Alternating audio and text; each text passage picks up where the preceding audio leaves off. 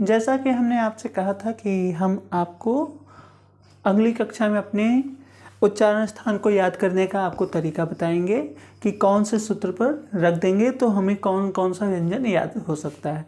तो हम इस चीज़ को बताने के पहले आपको थोड़ा सा एक चीज़ समझाएंगे कि चूँकि यह सूत्र हमारा संस्कृत में बना है, तो संस्कृत की चीज़ों को जानने से पहले किसी भी चीज़ को संस्कृत में क्या कहते हैं थोड़ा सा उस बात पर देख लेते हैं। तो जैसे क वर्ग में हमने आपको बताया था क ख ग घ अंग, तो क वर्ग को संस्कृत में कु नाम से जाना जाता है। किस नाम से? कु नाम से। च वर्ग को चू नाम से, ट वर्ग को टू नाम से, त वर्ग को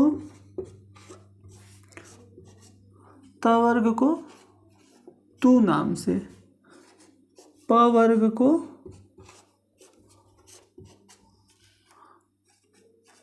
पू नाम से। तो संस्कृत में कुछ ऐसे वर्ण भी हैं जिनको हिंदी में नहीं लिया गया है, लेकिन सूत्र है तो सूत्र को बताऊंगा और उसमें से उसको अलग कर दूंगा। तो याद रखिएगा कि इसको कैसे याद करना है। तो पहला सूत्र है हमारा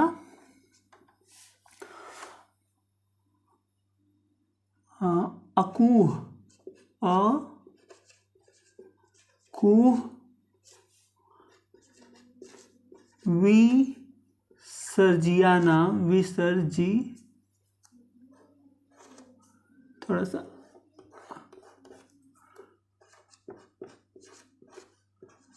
या नाम, अकूह विसर्जियानाम कंठ। अकूह मतलब अ, कु मतलब आपका क वर्ग, ह मतलब ह, विसर्ग नाम अनुस्वार,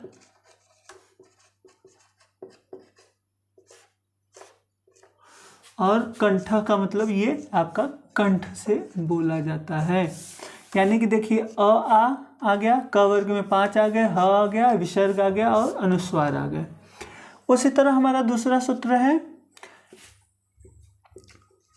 ई चू य सा नाम, इचू यसा नाम तालु, तालु नहीं तालु, यहाँ पर छोटा ऊ की मात्रा है। इसका मतलब है आपका, यहाँ पर नहीं अगले लाइन में समझाएंगे। ई का मतलब ई मतलब हर्ष और दीर्घ दोनों लेके चलिए। चू का मतलब च वर्ग, य तालव्य स, इसका नाम तालव्य स है, हम लोग बड़ा स कहते हैं। ये कहाँ से आपका बोला जाता है? तालु से।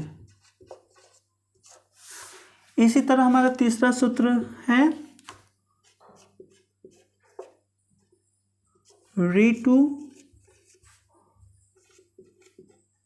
रसाणाम, ऋतु रसाणाम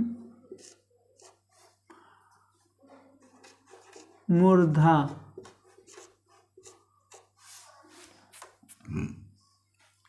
इसका अर्थ है री, टू का मतलब ट वर्ग,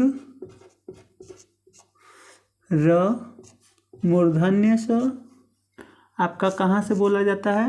ड़ यहाँ दिया है तो ड़ आपका इसमें आ जाएगा ट वर्ग में। ऋतु रसाणाम मूर्धा, ये कहाँ से बोला जाता है? मूर्धा से। इसी तरह आपका फिर उसके बाद आता है त वर्ग ना। तो चौथा सूत्र है हमारा लृ तु लसानाम, लृ तु लसानाम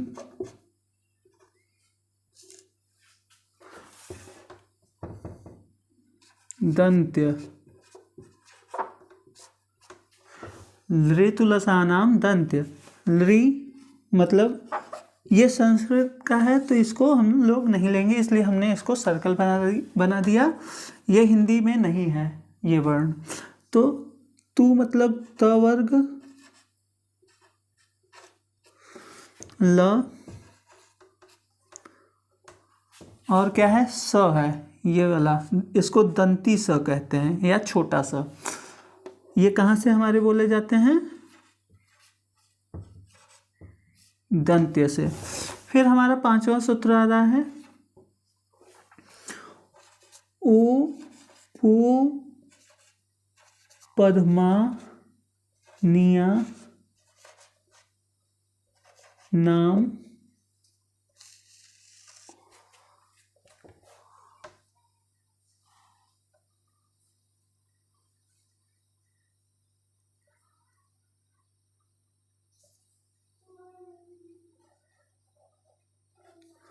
नाम ओष्ठव।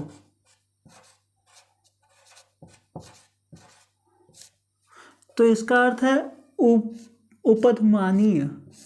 उपधमानीय आपका हिंदी में नहीं है तो उपधमानीय को हटा देंगे। पु मतलब प वर्ग, ये छोटा पु, और प नहीं सॉरी, और हाँ उपध मानिया नाम ना, तो पु और पु मिलके बड़ा पु बन जाएगा, मतलब ये यहाँ पर बड़ा ऊ की मात्रा लग जाएगी। तो ये पु मतलब प वर्ग, यहाँ पर प वर्ग आप लिख लीजिए, प वर्ग, और क्या है,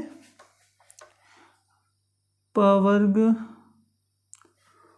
कहाँ से आपका बोला जाता है, ओष्ठ, यानी कि ओष्ठ से।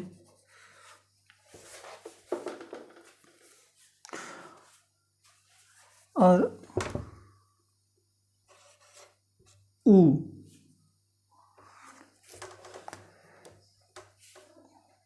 और प वर्ग आपका ओष्ठ से बोला जाता है। और वकार, वकारस्य, छठवां है आपका वकारस्य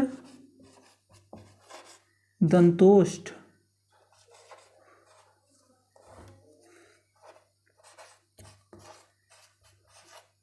दंतोष्ठ यानी कि वह जो है आपका कहाँ से बोला जाएगा, दंतोष्ठ। ये आपका सूत्र हो गया। थोड़ा सा आपका इसको हम क्लियर कर देते हैं। 5वां वाला,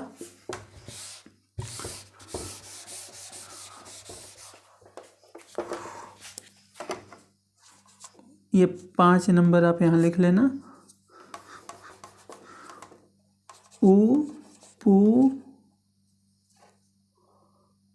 पद्मा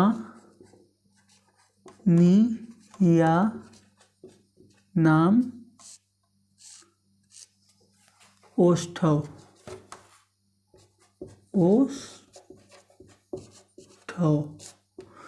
तो उ मतलब उ और पु प्लस उपधमानीय, उपधमानीय।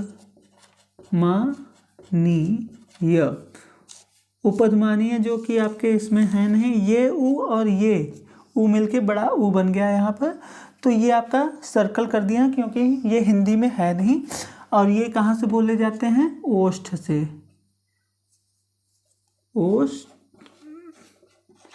ओष्ठ से बोले जाते हैं। तो ये आपका याद करने का तरीका भी हमने आपको बता दिया।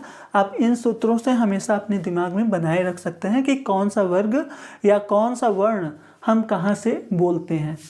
तो इसी छोटी सी क्लास के साथ मैं आपसे विदा लेते हुए, लेकिन विदा होने के पहले आपसे एक निवेदन कि कृपया हमारे इस चैनल को लाइक, सब्सक्राइब और शेयर करते रहें।